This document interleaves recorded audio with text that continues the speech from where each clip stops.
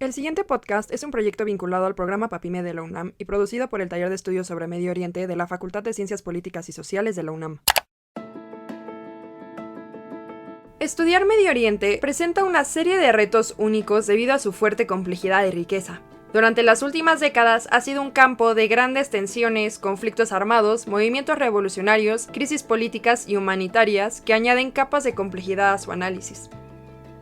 Por otro lado, los estereotipos y prejuicios que se han creado alimentan un fuerte sesgo que afecta la percepción y la comprensión que se tienen sobre ella.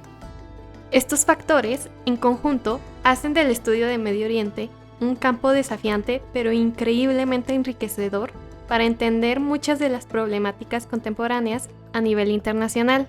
Nosotras somos Jimena Rodríguez y Mónica Espinosa, egresadas de la carrera de Relaciones Internacionales y presentadoras de su podcast Las Relaciones Internacionales en Medio Oriente. Les damos la bienvenida a nuestro segundo episodio, Introducción a los Estudios sobre Medio Oriente. Comencemos.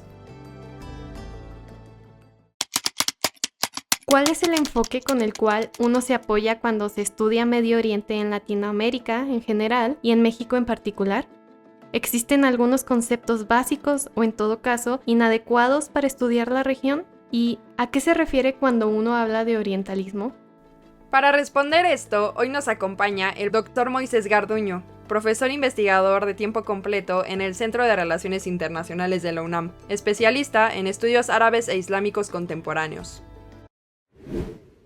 Bienvenido, doctor. ¿Cómo se encuentra el día de hoy? Hola, Mónica, Jimena, encantado de estar aquí con ustedes y agradeciéndoles por este esfuerzo para llevar a cabo una reflexión más sobre los estudios de Medio Oriente para nuestros estudiantes, colegas y público interesado. Muchas gracias por estar aquí. Comencemos con esta conversación.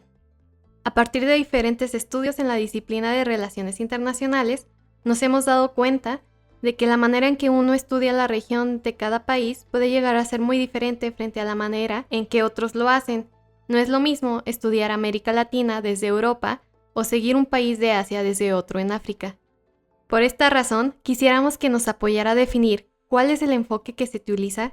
cuando uno estudia Medio Oriente en Latinoamérica en general y en México en particular, y es que existen otras perspectivas que pueden aparecer como contrapeso.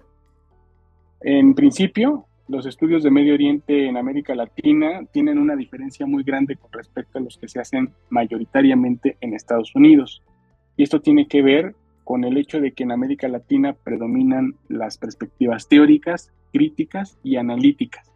de una región como Medio Oriente o también como África o incluso como toda Asia se puede percibir.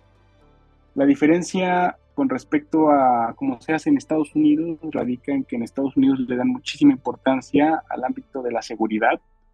y todo lo que se estudia con respecto a las famosas Area Studies son relaciones de seguridad, relaciones estratégicas y cuestiones geopolíticas que pues van de la mano con el sentir y el interés de las élites estadounidenses de tener una presencia y de poder instrumentalizar estos intereses en Medio Oriente y fortalecer su economía y su posición en el sistema internacional. En México en particular, si partimos de esta idea de que en América Latina predominan los estudios críticos de los estudios de área, podemos decir que en México predomina mucho el método histórico, porque nosotros consideramos que a diferencia de colegas en Asia, por ejemplo, en México debemos de partir de una sólida base histórica, de un conocimiento de los puntos de inflexión necesarios, que los estudiantes puedan saber dónde hacer los cortes y por qué, para poder entender o comprender de una manera más integral las bases que han ido construyendo el Medio Oriente contemporáneo. Y es que una de las mejores estrategias metodológicas siempre ha sido, al menos lo que hemos hecho en algunas instancias en México, particularmente en la UNAM, pero no solamente en la UNAM, sino en otras partes también, el cruce entre el estudio histórico, estructural, y el análisis crítico coyuntural. Ese es básicamente uno de los métodos más utilizados en este enfoque crítico con respecto al Medio Oriente, pues a sabiendas de que los problemas que existen en esta región de estudio no son tan distintos de los problemas que nosotros vivimos en México relacionados con cosas similares como la influencia del capitalismo, la herencia colonial, el papel de movimientos sociales en el cambio social. También, por supuesto, ahora más que nunca, el papel de otros actores políticos, como el caso de los movimientos de mujeres, los movimientos estudiantiles, los movimientos de trabajadores de la informalidad y otros actores que están haciendo un cambio hoy, tal como otros lo hicieron en los años previos, los años 60, los años 70, cuando, por ejemplo, emergieron grandes movimientos obreros, grandes movimientos marxistas, también el movimiento campesino y otros actores que a lo largo de la historia pues han sido transversales también bajo otros repertorios de movilización. Esto es a grandes rasgos, más o menos el enfoque que se utiliza, dependiendo también de la bibliografía del profesor o profesora, de la institución, pero es una base importante que sí nos diferencia de cómo se hace en Estados Unidos, en Europa, básicamente donde todo tiene que ver con la seguridad, la política exterior y la seguridad del Estado. Ahora bien, para armar mejor este rompecabezas necesitamos de una base conceptual. Por lo que yo le preguntaría es que existen algunos conceptos básicos que considera necesarios o en todo caso inadecuados para estudiar esta región. Esto ya que muchas veces pueden existir vacíos interpretativos, como lo vimos en la pregunta pasada. Sí, algunos conceptos básicos los hemos tomado también de los propios intelectuales y actores políticos, sociales, del propio Medio Oriente o también llamada Asia Sudoccidental y Norte de África. Por ejemplo, el concepto básico de orientalismo, que es uno de los principales, pues digamos, mecanismos de análisis acuñado por Edward Said a finales de los años 70, aunque parece ser que por ahí autores como Anwar Abdel Malek y algunos otros como Ahmad Fardit lo hicieron también útil en el contexto de los años 60, cuando estaba muy en boga el famoso concepto de occidentosis. Era como una especie de concepto donde los movimientos sociales describían la injerencia occidental y particularmente el injerencismo estadounidense como una de las principales enfermedades con las cuales se podría explicar pues, el malestar social de la época, particularmente el malestar económico. Entonces, entre occidentosis, orientalismo, entre otros como fiebre revolucionaria, uno se puede dar cuenta más o menos de cómo el cambio social en nuestra región de estudio pues tiene que ver también con la búsqueda constante de la soberanía, de la independencia cultural, económica, pero también es cierto que gran parte de nuestra área de estudio pues tiene el gran defecto de convivir con regímenes postcoloniales, y ahí vendría otro concepto, el de la perspectiva postcolonial y decolonial, que son distintos, pero que se complementan al momento de pensar y de analizar las élites políticas con las que se trabaja en nuestra región de estudio. Generalmente élites políticas donde ahonda la corrupción, donde se presenta o se destaca el clientelismo, donde hay elementos como el patrimonialismo, el patriarcado, el capitalismo de amigos y otras cosas similares que pues también, al igual que la injerencia extranjera, también son obstáculos para el cambio social, que es algo que se busca desde esta perspectiva latinoamericana, de la cual hablábamos en la pregunta pasada. Dicho esto, estos conceptos se tienen que estudiar en función de su historicidad y de la forma en la que van cambiando con el tiempo, porque a veces un concepto es útil para ver el mundo en un tiempo determinado, con unas gafas determinadas, pero después hay condiciones que cambian y no siempre esos conceptos van a seguir siendo útiles para analizar las nuevas condiciones económicas, políticas y sociales de nuestra región de estudio, y por ende también el análisis de los actores que pues las hacen posible desde el Estado y desde fuera del Estado. Por lo tanto, pues sí, es una cuestión compleja que requiere ir analizando constantemente estas dinámicas para llenar esos vacíos interpretativos que bien comentaba Jimena, y ese es justamente el campo fértil que nosotros como estudiosos de la región debemos de tener como objetivo para ir haciendo, pues, no solamente descripciones de lo que pasa, sino análisis críticos, incluso en algún momento construcción de escenarios y también, pues, una especie de propuestas para solucionar problemas, insisto, que son familiares a los nuestros. Estos son algunos de otros conceptos que podrían existir y retomarse de las propias teorías de relaciones internacionales, pero pues esto dependerá también del tema que nosotros estemos analizando. Si nosotros estamos analizando movimientos sociales, no siempre es útil utilizar, por ejemplo, teorías realistas de las relaciones internacionales, pero si estamos estudiando cuestiones de geopolítica, a lo mejor ahí valdría la pena hacer uso de cuestiones relacionadas con el espacio, con el tiempo, con la teoría crítica. Entonces depende mucho del tema, del momento y del espacio que nosotros estemos estudiando para ir acuñando estos nuevos conceptos que pues ahora tenemos el deber de ir pensando juntos. Durante mucho tiempo, se ha inferiorizado a todo grupo que no forme parte del polo occidental. Como resultado, a lo largo de los años se ha desarrollado una visión definida como orientalismo, una perspectiva hegemónica que se ha impuesto en muchas áreas al intentar acercarse y pensar Medio Oriente. Sin embargo, esta es una descripción muy general del concepto. ¿Nos podría compartir una versión más amplia sobre su significado, así como de los múltiples actores, intereses y fuerzas implicadas en este modelo interpretativo? Por supuesto, es una cuestión fundamental desde la primera clase que nosotros tenemos, prácticamente los primeros acercamientos hacia la región de estudio. En algunos programas, por ejemplo, también los compañeros que estudian, compañeras que estudian África, también tienen una especie de introducción similar,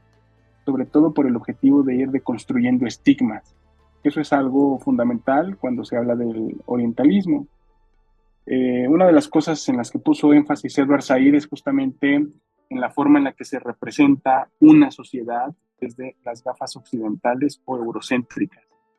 Y generalmente este régimen de conocimiento es el que justifica otro tipo de regímenes de control y de poder, como el poder económico, el político o incluso también el militar.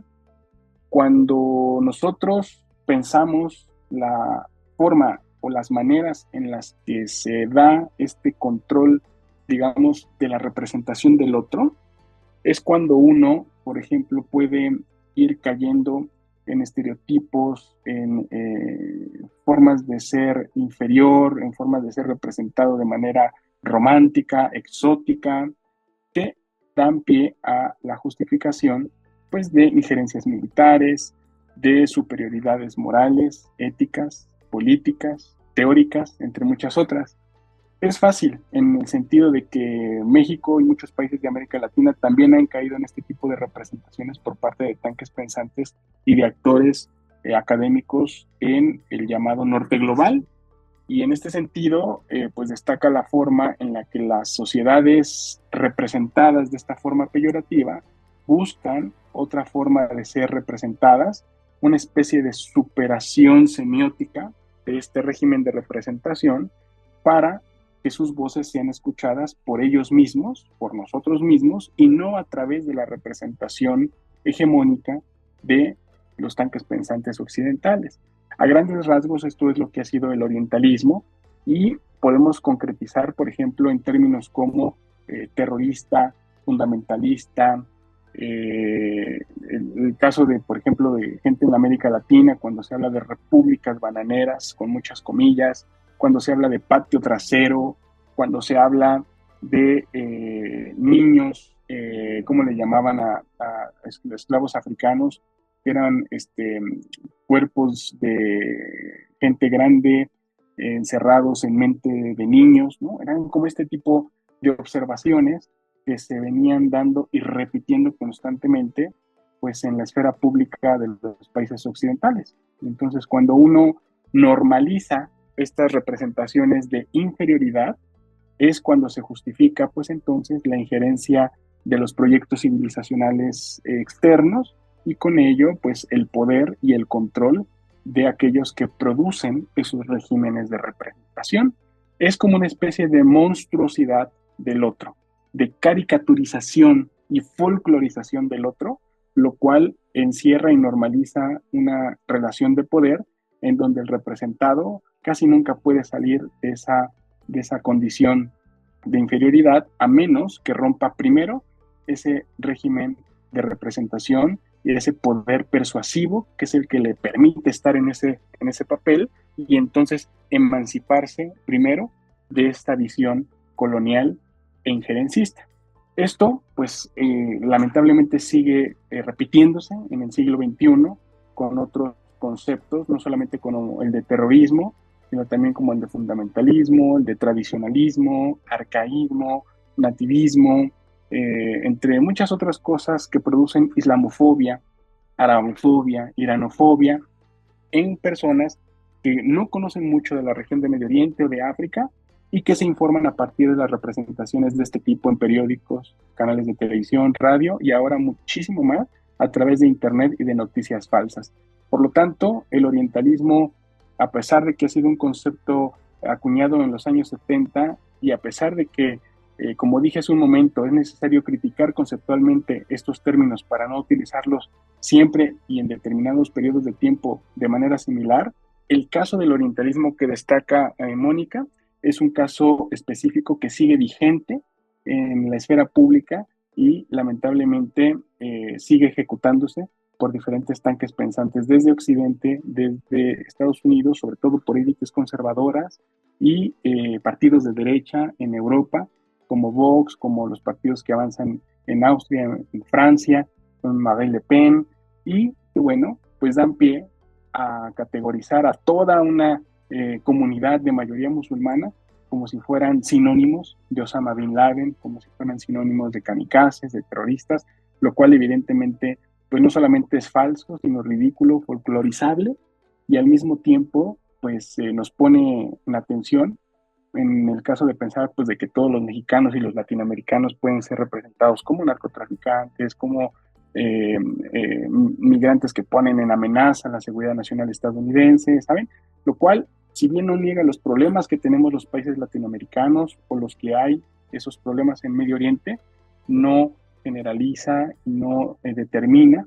que una problemática social y económica solamente se destaque por eso o se determine por ese tipo de representaciones, ¿no? Eso es básicamente lo que yo diría a propósito de la vigencia del concepto del orientalismo como una herramienta básica y determinante para entrarle a los temas de Oriente Medio en tiempos actuales. Ya por último, tomando en cuenta las implicaciones e influencias del orientalismo, ¿cree que hay rastros de esta visión en la coyuntura actual del conflicto palestino-israelí? Por supuesto, cada vez que nosotros entramos al salón de clases las primeras veces, cuando se va a tomar en Medio Oriente, una de las principales curiosidades de parte de los y las estudiantes es conocer lo que está pasando en esos momentos. Nos ha tocado con el 9/11, con las revueltas populares árabes, con el programa nuclear iraní, con una serie de temas en donde pues, la coyuntura demanda muchísimo el conocer de la historia y de los actores que están haciendo posible esa coyuntura que está emergiendo. Hoy, el caso lamentable de Palestina, que no es nuevo, que ya va pues desde prácticamente finales del siglo XIX, principios del siglo XX, gestándose como un conflicto asimétrico, hoy en día como una ocupación militar y con un proceso pues de colonialismo, de asentamiento, como lo han dicho algunos autores como Ilan Pappé, es una de las principales temáticas que llama mucho la atención, pero también de la que se lee muy poco. Entonces hay que ser críticos en este sentido de que es cierto, el orientalismo se sigue utilizando para representar a los palestinos en los medios de comunicación, sobre todo por medios de comunicación hegemónicos. Se les representa como personas violentas, como radicales, como si fueran efectivamente una amenaza a la seguridad internacional, y esto es francamente una cuestión que se puede revertir si se estudia la historia, si se estudian los puntos de inflexión que comentábamos hace un inicio, con esta perspectiva que nosotros le damos al análisis de este tipo de episodios de violencia, y que depende de cada uno de los estudiantes y de las estudiantes, pues profundizar en este tipo de puntos de inflexión para reconocer en dónde se está aplicando este mecanismo orientalista. El orientalismo en sí es un concepto que no es ambiguo, sino que se tiene que reconocer los actores que están aplicando. El terrorista de uno casi siempre suele ser el libertador del otro, y depende del lugar de enunciamiento y del actor que enuncie ese tipo de representaciones, pues el resultado y la audiencia y la proyección que va a tener. Entonces, claro, la mayor parte de estas representaciones de Palestina hoy y del palestino el día de hoy, en estos tiempos, es una representación mayoritariamente peyorativa, pero en los medios hegemónicos. Afortunadamente para los estudios críticos, para los estudiosos de Palestina y para los palestinos mismos, esto está cambiando, porque esa superación semiótica de la que hablaba anteriormente está generando una especie de contestación simbólica por parte de los palestinos, ejerciendo su derecho a la autodeterminación, a escuchar su voz y a tener un estado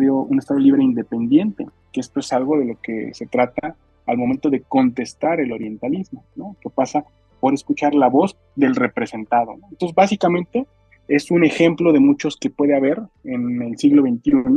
en donde este tipo de estereotipos, de estigma, pues se siguen aplicando a sociedades que pugnan por su liberación, por su independencia, con el pleno derecho y la responsabilidad que eso implica de llevarlo a cabo por medio de repertorios tanto de inspiración pacífica como de medios de acción directa como los que están utilizando en estos momentos frente a la ocupación militar israelí, que a todas luces, pues bueno, sabemos que es ilegal de acuerdo con Naciones Unidas desde 1967, no hay una fecha final de esta ocupación y de acuerdo con la ley internacional debe de haberla. Son ejemplos muy concretos de cómo se utiliza el ámbito del orientalismo aplicado específicamente a Palestina. Doctor, gracias por permitirnos tener esta conversación y ser parte de este proyecto. Le agradecemos el habernos compartido este amplio panorama que contextualiza aún más el estudio de la región. Muchísimas gracias a ustedes, Jimena y Mónica. La verdad es que les agradezco mucho el espacio y les invito pues prácticamente a seguir los temas de nuestra región con estas pistas analíticas, conceptuales, lo que pasa en Palestina, la violencia que se ejerce constantemente en esta zona del mundo. Es solo un tema de las multiplicidades que podemos nosotros ir estudiando y pues esperemos que este podcast pues sea de utilidad para todos los estudiantes que están tomando o están por tomar Medio Oriente, no solamente en México, sino también y particularmente en nuestra Facultad de Ciencias Políticas y Sociales en la UNAM. Esto es todo por hoy. Damos por terminado el segundo episodio, donde junto con el primero logramos sentar la base que nos va a acompañar en los próximos episodios. Así es, en nuestro tercer episodio hablaremos sobre el surgimiento del Islam, uno de los temas más imprescindibles y aún bastante polémicos que es necesario estar abiertos a explorar. Muchas gracias al público que nos escucha. Recuerden, no dejen de sintonizarnos y sigan las redes del Taller de Estudios sobre Medio Oriente. Les enviamos un fuerte abrazo y nos vemos a la próxima.